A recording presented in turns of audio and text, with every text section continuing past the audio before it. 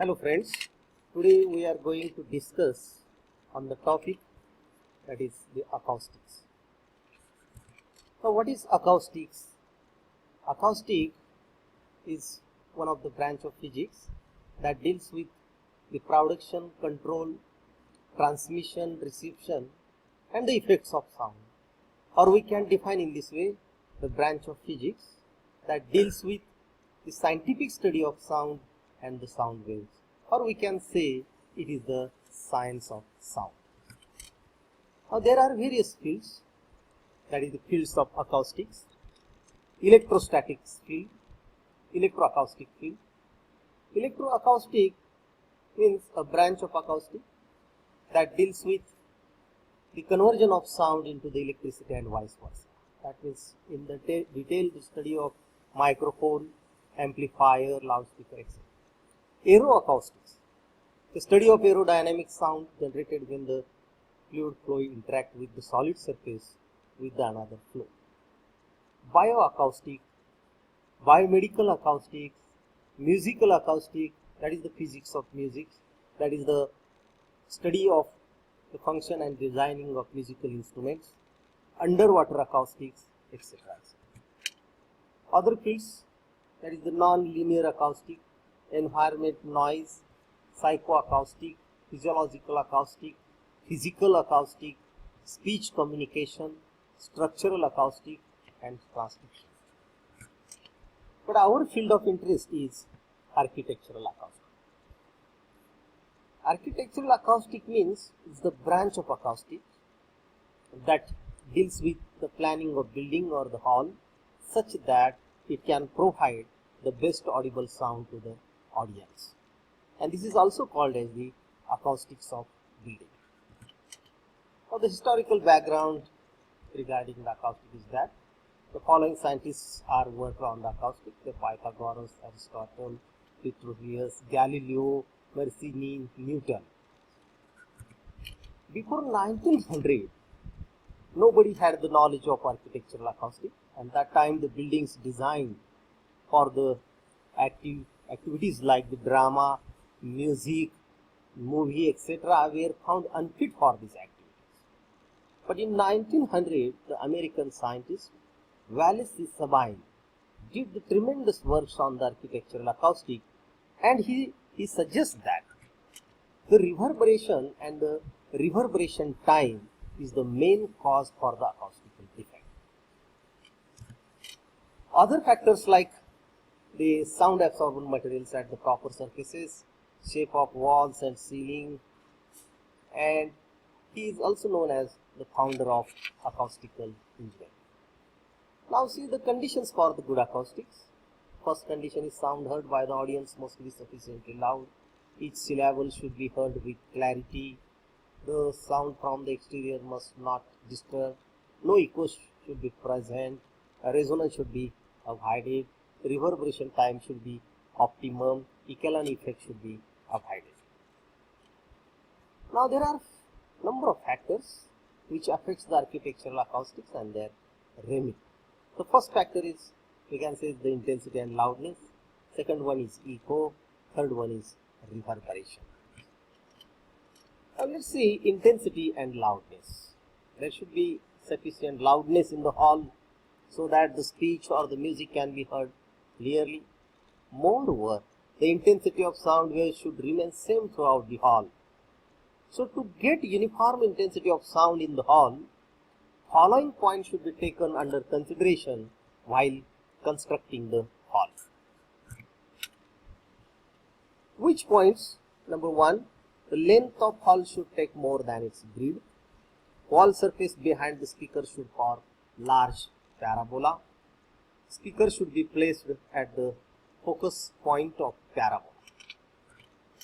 So this is the one of the figure. This is the parabolic surface. So here what happens, here the parabolic surface acts as a reflector for the sound waves, and sound waves uniformly distributed throughout the hall. Now the second factor is echo. We are well familiar with this term, echo. Echo is the repetition of original sound by the reflecting surface. It is produced when the reflecting surface is more than 17 meter more than 17 meter away from the reflecting surface. For an echo, time interval between the two sound is about 1/10 of second.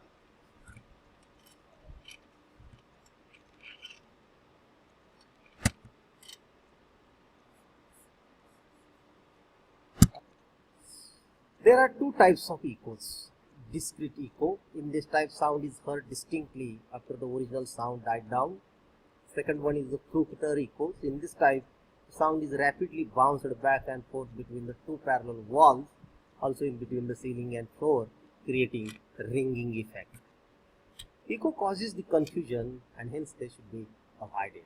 They are avoided by covering the long distance walls with high ceiling with sound absorbent materials like the felt, that is the fabric of pressure fiber, coarse cloth, or we can say it is a rough cloth, and perforated cardboard, etc.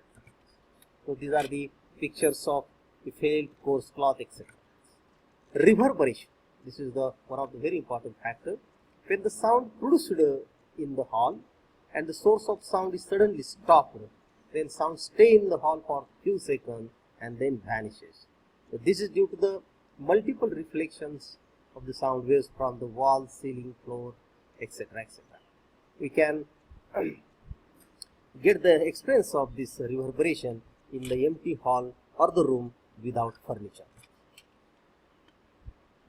The persistence of the sound in the hall even after the source of sound is suddenly stopped is called the reverberation, and the time for which the sound persists in the hall is called the reverberation time.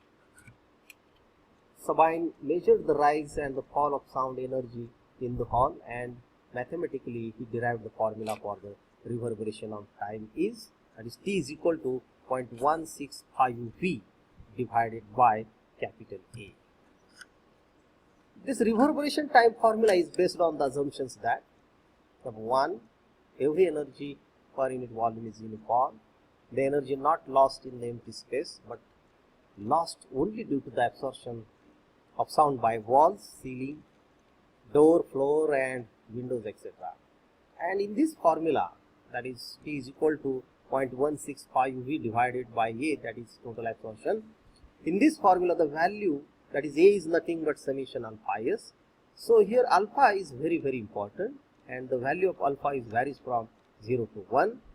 For open window it is taken as 1 because for open window whole sound energy passes. The value of reverberation time plays a crucial part in designing the acoustical buildings, because if the reverberation time is too short, then sound appears to audiences to be dead. For example, in small rooms or the recording studio, etc., are the less reverberant and thus they are dead. And if the reverberation time is too long, then sound becomes unintelligible, that is not understanding. For example, the large spaces such as the cathedrals, that is the main church, indoor gymnasium, they have the long reverberation time. So for the best sound effect, reverberation time neither short nor long, it should be optimum. For example, for the music, reverberation time 1 to 2 seconds is preferred. Reverberation time is controlled by number of ways.